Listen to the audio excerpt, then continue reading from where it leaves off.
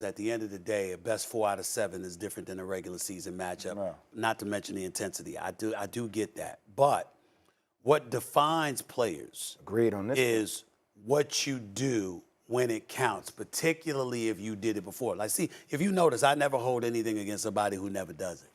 You never did it. You never did it. You can't do it. That ain't you. All right. But if you did it at one point, what the problem is? What's the hell the problem now? See, you did it against Denver. You didn't do it against Memphis and Dallas. You're not doing it against Boston. I'm going to look at that. And to get back to Draymond, again, we got to look at him because, see, you brought up Boston. As I said in the first hour, Boston is different. I'm not talking about the Celtics. I'm talking about the city. It's a different beast. And last night was one of the rare moments in Draymond Green's career where I looked at him and I said, you weren't ready for this. You weren't ready. You were caught off guard. I'm not saying literal, I don't know. You know when you look at somebody and it's like, oh snap, I didn't know it was like this. Yeah. This ain't Cleveland. This ain't Dallas. As big time as Memphis is in terms of their crowd, it ain't Memphis. This is Boston, 17 titles, the tradition, the accountability, the standard that they live by, the whole bit. It's a different beast. For sure. And that audience, that crowd, For sure. they know exactly. Did they cross the line, the fans, though? Nope. No, I'm not. Not at all. Cursing Not at all. at it. So what? That comes with I've it. been cursed. That comes with it. I played overseas. I've been at the free throw line. I done got coins hitting my head. I'm bleeding from down here. Well, like, that this would is be crossing overseas. the But do you think this fan base could have rattled him? Of course. Yes, that's what we're saying. That's what Boston No, does. I know that's what you're saying. For I sure. wanted to see no, what 100%. Like when I played against Boston, man, and warm-ups, I shot an air ball. Next thing you know, every shot I got an air ball, man, I'm looking over my back at everything. It's a real When thing. they introed It's a real thing. Draymond last night, I've seen plenty of road games. I've been in attendance for plenty of road games for the Golden State Warriors. I have never, and I could be wrong, Draymond would know better than me, I have never heard Draymond booed like that. In other words, there was something about him came out, and it seemed to hype him up like, okay. It was like, you didn't know what Pandora's box you opened. And we got to remember this. Horford looks better than him right now. He's bigger. He's rebounding better.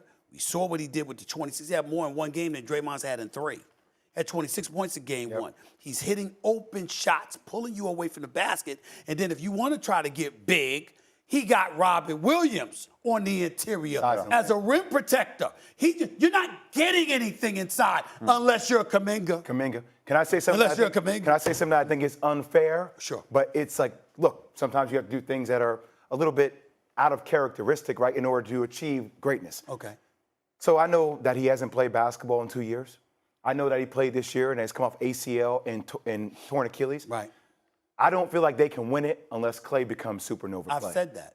Like he has to. Listen. Because you can't expect Jordan Poole to do that. You need him to go supernova. I You need announced that. on NBA Countdown a couple of days ago, I spoke to the police department. I had an APB out for Klay Thompson. I was looking for him. Where the hell you been? Supernova But he Klay. showed up last night. But I'm talking not supernova Klay. But I'm saying, warming up, he showed up. You still need more because Boston keeps. See, Klay Thompson scoring and Steph Curry scoring doesn't account for Boston's responding.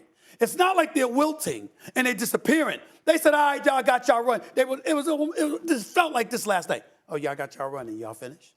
Finished? You overcame an 18-point deficit. You got a little lead. Y'all good now? You good? You happy? Because here we come. I got a question, though. So when you look at game 1, up 16, 17, I don't know exactly what the number was. You're up something like that. And then you come game 2 and you win, I don't know, double digits. Yes. And then you go game 3 down double digits, come back, take lead. It feels something similar to like when we were in the playoffs with Memphis. Yeah, we're losing, but we don't feel like we're losing. Exactly. Feel you on that. Here's my retort to that.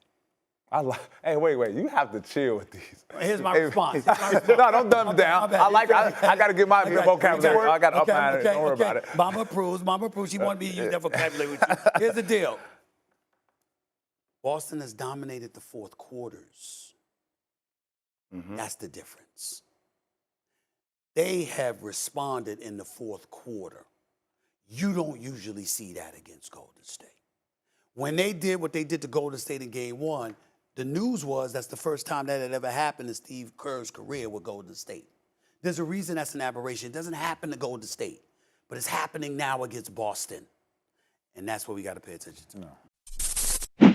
Thanks for watching ESPN on YouTube. For live streaming sports and premium content, subscribe to ESPN+.